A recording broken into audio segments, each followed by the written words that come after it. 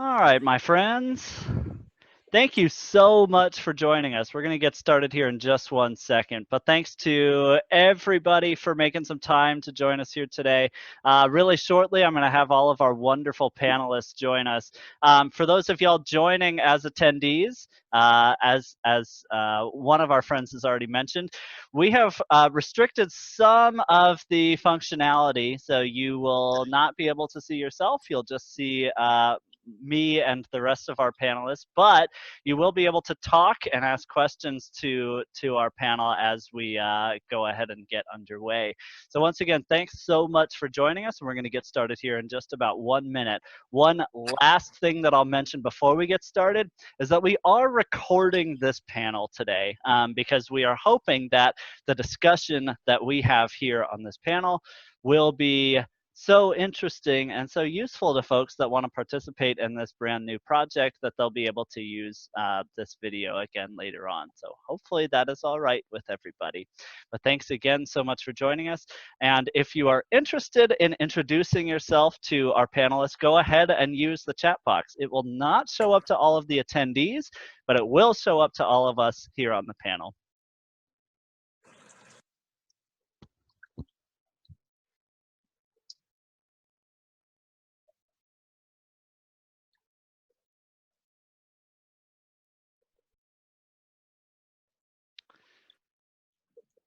All right, so we are recording and we're going to go ahead and get started, assuming that folks are probably going to join us later on.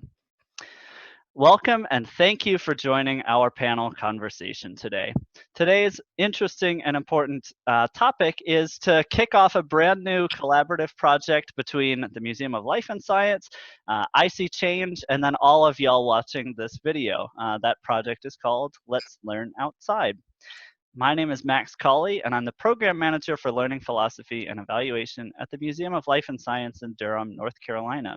This webinar is brought to you and made possible from the Museum of Life and Science and our partners at ISeeChange, as both of us believe in responsible science dissemination and also making sure that we are able to get outside and continue to use and observe nature in a responsible and safe manner in these unusual times.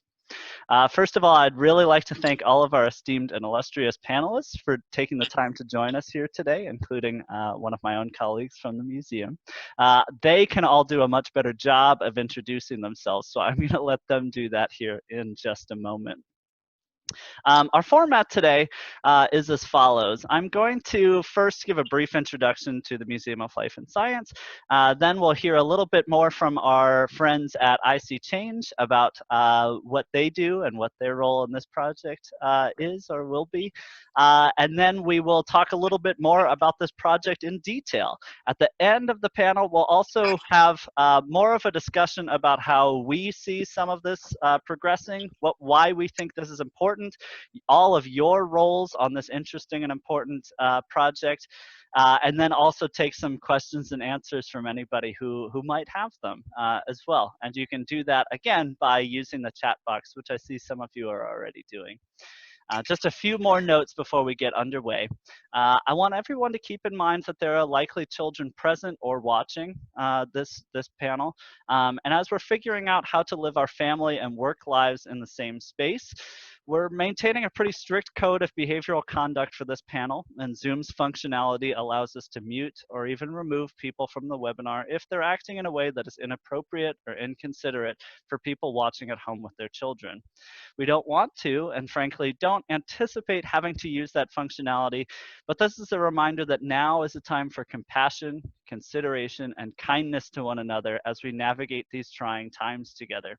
We have, however, muted participants, and we'll keep them muted, and we've also taken away screen share capability as a precaution. It is okay for us to disagree with one another, and we also know that there are possibly some questions that folks will ask that we don't know the answer to. Most of what we are asking for today is some of your patience, so we appreciate your patience and understanding as we are all learning as well. In fact, that is part of the role of a citizen or community science project like this. We are all learning about all sorts of things. Of course, about the unfolding and uncertain situation around us, but also about nature, about the outdoors, about parenting, and about hosting webinars online. To that end, and without further ado, let's go ahead and introduce ourselves as panelists. I'm just going to go straight down with who I see first, which is Jen. Do you want to introduce yourself first? Yeah, hi everybody. My name is Jennifer Wiggin, and I work at the Museum of Life and Science. I'm the Associate Program Manager of Earth Moves. I spend a lot of my time outside, as you can see by my really pleasant backdrop here today. I'm actually at the Rocks Preserve, which is an Ellerby Creek Nature Preserve today. So you should absolutely get out and check it out if you're in Durham. It's right off of Broad Stadium. Sam, I see you next. Hi, I'm Sam. I am the Digital Community Manager at ISeeChange, and I'm also a freelance reporter, and Lindsay works with me.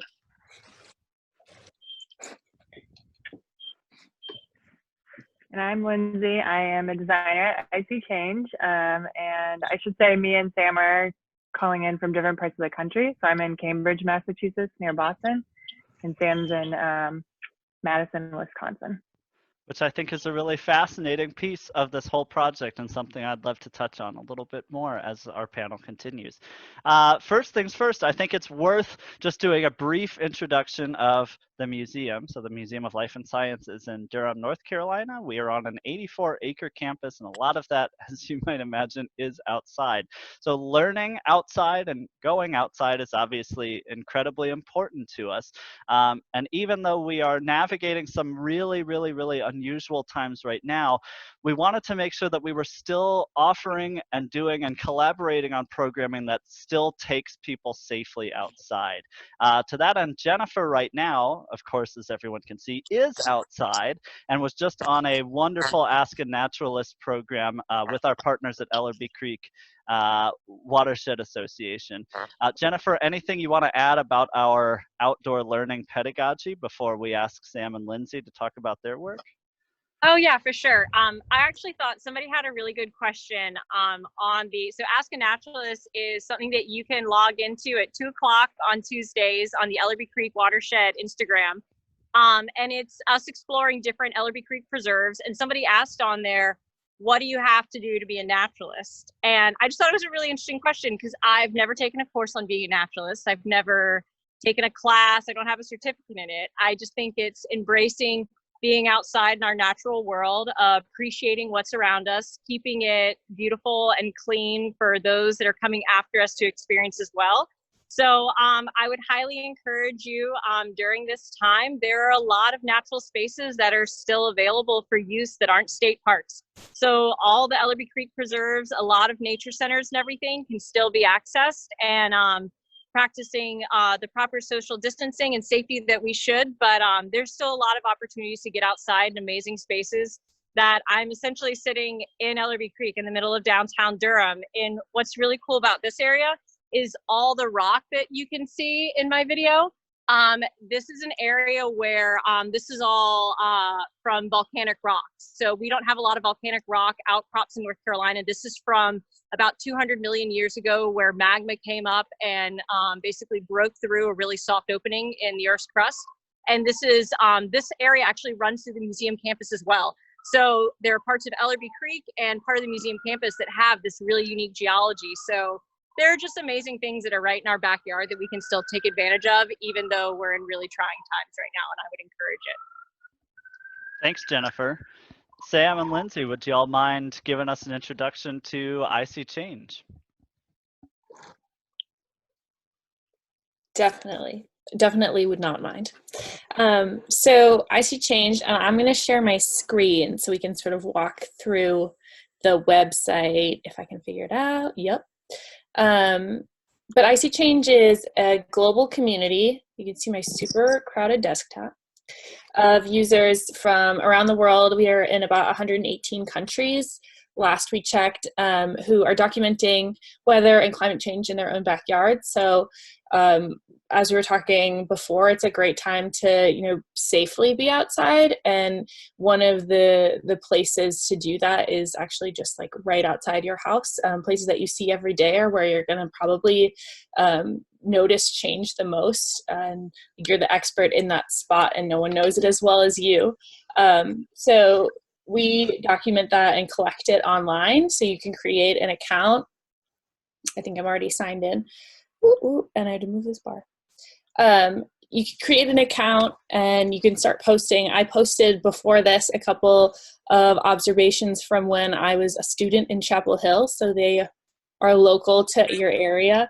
But something we like to do in the spring is document firsts of season. So, you know, the first time you see a crocus, or the first time you have to kill a mosquito, or the first time you have pollen allergies. And then you can go year to year and track how that's changing.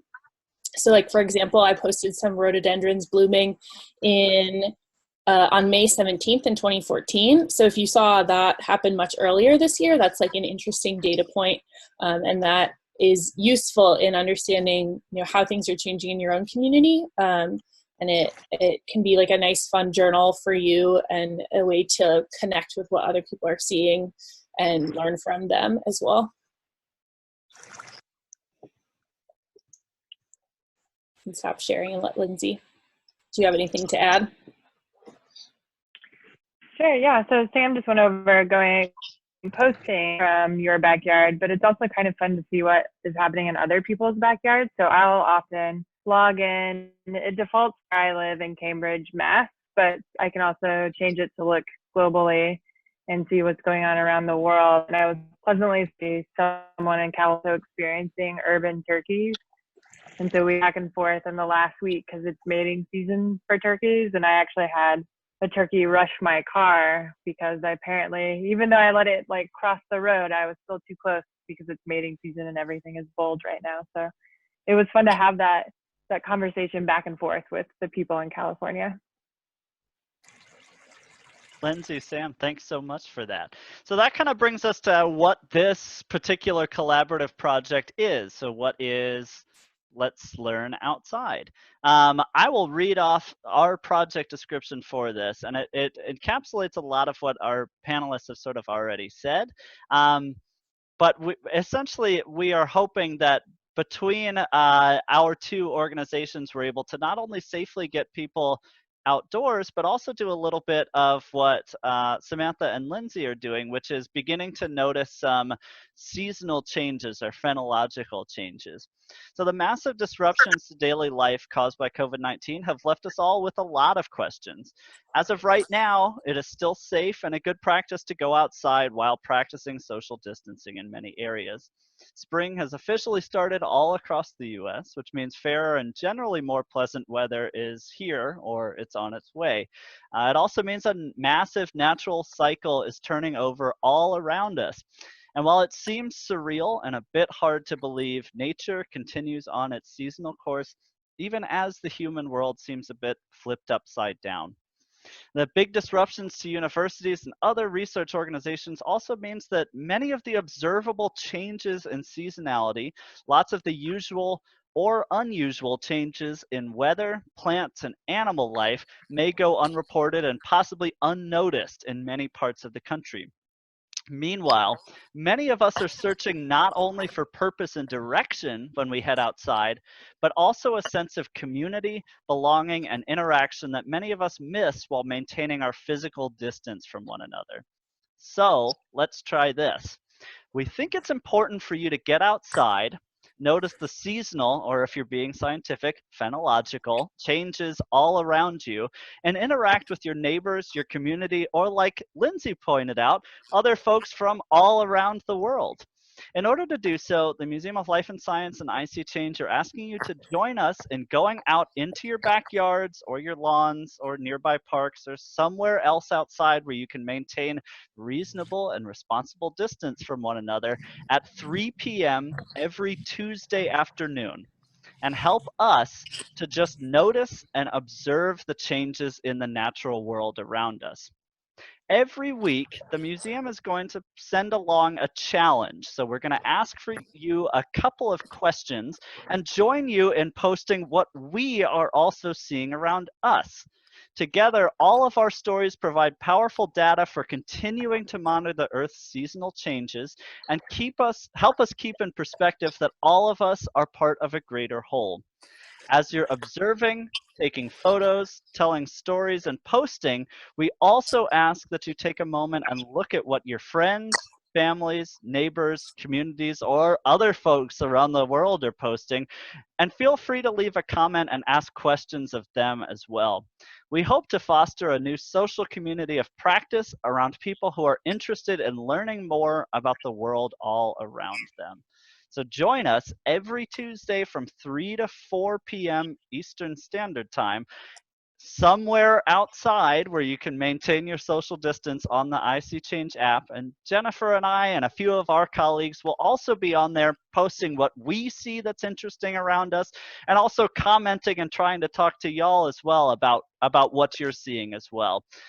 There's a few things that I think are really important that I will leave with before I open it back up to our panel. One being that this is a social experience. I think that the community aspect of this is really, really important to me. The fact that the interface, Lindsay and Samantha, that y'all work on is so lovely in that allows participants to interact with one another as well. And I know that I have really, really missed that interaction piece. And I love that this is sort of a social network built around this large scientific experiment. The other thing I'll note is that, of course, it is also good practice for you to go outside whenever it's really possible for you and whenever it is safe for you to do so. The reason that we are setting this time limit around it is partially because we found that people tend to try to schedule their days in a really interesting way given our interesting new paradigm, and that 3 to 4 tends to be sort of a pleasant time to be outside and allows you to keep that time sort of sacred on your calendar. So we are really hoping that scheduling that specific time will help you to feel sort of empowered to take that time for yourself and go outside and participate. One of the other nicer pieces about that is that it also allows you to interact sort of more in real time, live with other people who are doing this at the same time, which kind of gets back to that interactive piece. Those are my big things that I wanted to note. Other stuff from our panel about our new project. Jennifer, maybe I'll start with some remarks from you. Yeah, I'm really excited for it. I'm really excited that I will get to be participating in this project, and I'll always be somewhere different on Tuesday, which I think is kind of really good for the soul right now to just be out and exploring. What I love about ISeeChange is how user friendly it is. So I'm just excited that as I was just out here with Ricky before, who is this amazing ecologist, and he knows all these different plant names and everything, and I am not that person. So what I love is that ISeeChange is so accessible that I can take pictures of things that I know are familiar to me, but I might not know the name, or I might not know what exactly it is, and I can share it with the community, and somebody is going to know what that is and be able to have that conversation with me. So I'm just really excited to have this on my calendar and to be doing this with everyone. Samantha, I think you're still muted, my friend. Sorry, guys. Good. Yeah. I feel the same way as Jennifer. I'm excited. Like Lindsay mentioned, I'm in Wisconsin, so I'm excited to sort of watch the gap in our springs and see how far ahead of me you guys are. And I also, like I mentioned, went to school in North Carolina, and so I'm really excited to be able to experience in North Carolina spring from afar. And I'm excited to see what sort of like connections we make, like what you see that your neighbor doesn't see, or that somebody in the mountains sees. And I think it'll be cool to see what we learn. Lindsay. Yeah, I'm similarly envious of your guys' spring weather you're probably already experiencing. Right now, we crave any day that's, well, one, sunny to above 40 degrees. So if my Tuesday 3 p.m. is as nice, I will be somewhere far like Jennifer. If not, I might be just in my neighborhood showing you what a wet Boston spring looks like, which I usually refer to as extended winter here, but it is a little bit warmer than usual. So I am anticipating we'll have a hot summer. So it's also fun to think about each week that we do this. I start to build this understanding of what's going forward, because I start to like notice the trends that are usually quite subtle, but as I've been on ISeeChange for many years, the things I notice now are quite vast and all interconnected, which is pretty rad. So we've got, oh, sorry, Jennifer, go for it. And I just want to add one quick thing, only because if you're in North Carolina participating in this, we are entering that wonderful portion of the year where it said there was no rain, and I definitely just got poured on for all of like 10 seconds. So if you are venturing outside, just, I don't know, be prepared for any conditions, which is some of the fun that is being outside and documenting this. I definitely do not have an umbrella with me, but I will put it in my trusty hiking bag going forward on Tuesday. And that's real museum educator commitment, doing a program in an unexpected rainstorm. I love that. Yeah. Yeah, you've also maybe noticed that my house has become much darker as a storm has rolled in. Yeah. We got a great question in the chat box saying, Jennifer mentioned she'll be somewhere different every Tuesday. Does that mean you don't have to be in the same place when making observations from week to week? That is correct. You do not have to be in the same place. You can be, and I would actually say that your own backyard, your front stoop, there's scientific mystery in all of those places. And one thing that I love so much about ISeeChange is that it helps to recontextualize perhaps some of the mundane, smaller stories that you might pass by without the proper lens, and recontextualize them as powerful, important pieces of data that can help contribute to a larger lens of how is our seasonality different than what Samantha is experiencing up in Wisconsin, what Lindsay is experiencing up in Cambridge, what we experienced 10 years ago in North Carolina, or what our great-grandparents might have experienced in North Carolina 100 years ago.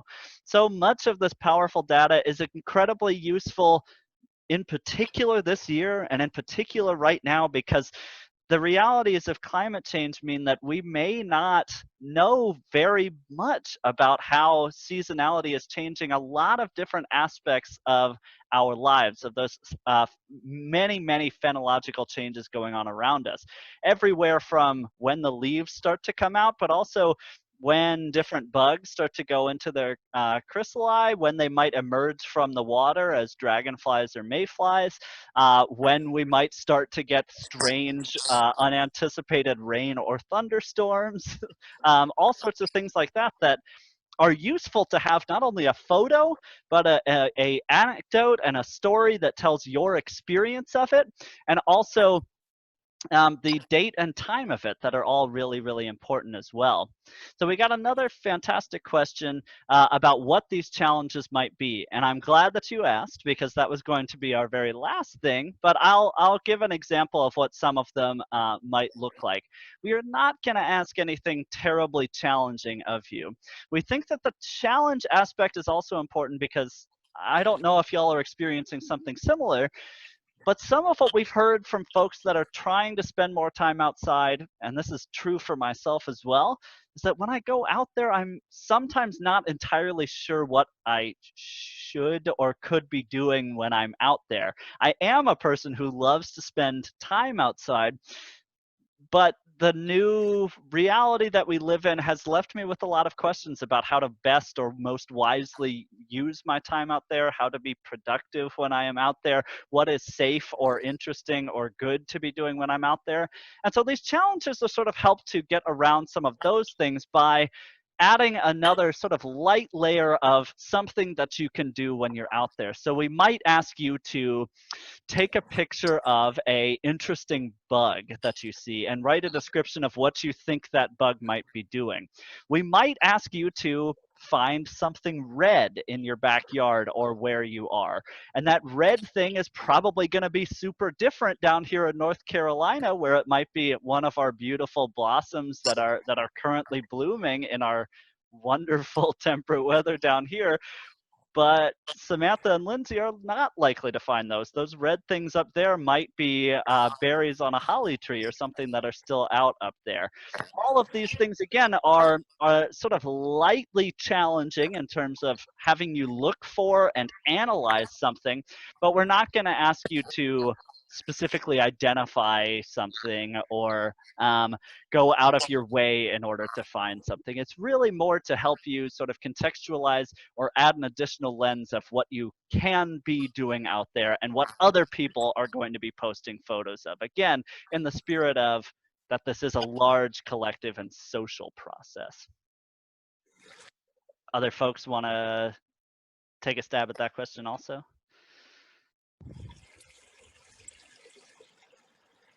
I think that sounds good to me. Yeah. Yeah. Samantha and Lindsay, I have an additional challenge for you in perhaps our last 4-ish minutes or so. One of them being, can you tell us something interesting, something that you thought was particularly interesting from an ISeeChanger in the last couple of weeks? Ooh, we have a whole thread. Let me see what I can find. Jennifer, I have an additional challenge for you while they're thinking about that. What's a phenological or change in seasonal phenomena that you notice while you are outside right now? So I'll show you. Let me find one. Can you see these guys? Ricky and I talked a lot about them. They are what fall from pine trees. They are the source of all the yellow haze that's in the air that we see, but they are everywhere. So they've all fallen off the trees and everything right around here, but they are in the creek. They are just like clogged up by rocks. They're all over the place here, and they were not here as of last week when we were just upstream. So yeah. Max, a question: are challenges going to be delivered via email, or how will we disseminate the challenges? Oh, fantastic question. We will have an email listserv that you can opt into, and then we'll also be posting on the ISeeChange app some of the challenges. Oh, nice. Awesome. All right, Sam, Lindsay, y'all ready? I do, but first I have an interesting pine pollen nugget of information. Oh, yeah? Yeah. So I always blamed my allergies on it, but apparently pine pollen is not an allergen. It just happens at the same time as the other trees. So it's a bad rap. I mean, it's very obvious. It's big, so it like looks like the primary allergen, but it's not. Interesting. So I always really like the international posts on ISeeChange. I think it's so interesting to see like what people in other parts of the world are seeing and how they're similar or different to what I'm seeing. So a cool post that we got in March was somebody posting from Pakistan about their flowering trees there and like what spring looks like. And I had no idea. I hadn't thought about spring in Pakistan before, which was nice. And there was a woman she's self-isolating in her farm in Australia, and she posted a photo of a nesting pair of birds that she can see, and she made a joke about how if you think being holed up in an apartment is confining, try sitting on a small nest for 3 weeks straight, which I thought was funny. So yeah, there's been lots of cool posts, but it's fun to see the international ones. Those are usually my favorite. Thanks, Sam. Lindsay, what have you seen? I was curious to find, so Boston had a very light winter. We didn't have much snow. The overall trend throughout the years as we know, but I was also surprised to see other parts of the country getting snow at the same time as me, which was surprising how light winter was. So like some snow flurries and a lot of coincidence, maybe connection. Very cool, Lindsay. That's awesome. And you broke up a little bit there, but I think that some of what you were talking about was noting when some snowfall was happening, even into spring, which is a really fascinating piece. And thankfully, again, not something we always think about here in North Carolina. Though I did see fairly recently that there are still images of a mid April snowfall here in North Carolina, which again, part of the point of documenting a lot of this stuff now is so that we can see what spring this or what spring phenomena at this time of year are like compared to next year, 5 years from now, 10 years from now, all sorts of stuff. Well, my Yeah, and it's, friends, oh, sorry, Sam, go for it. no, I was gonna say it's fun to, you can compare what you're seeing to other people too. So even if you haven't been posting for years and years, maybe someone else has been in your area, and you can sort of build on their record too, as well as creating your own. Very cool. Well, thank you so much for making some time to join us here today, my friends. Folks that have joined this webinar, if you do have additional questions, feel free to send me an email. You have my email address. Otherwise, we are really looking forward to spending some time with you on the app. Oh, one last really good question was that, is there a challenge for today? We are officially going to start next Tuesday, perhaps as a function of not coming up with a specific challenge for today. But yeah, we are looking at next Tuesday to be our very first one. So look out for that one. Thank you again so much for joining us today, my friends. Looking forward to seeing all of y'all soon. Bye.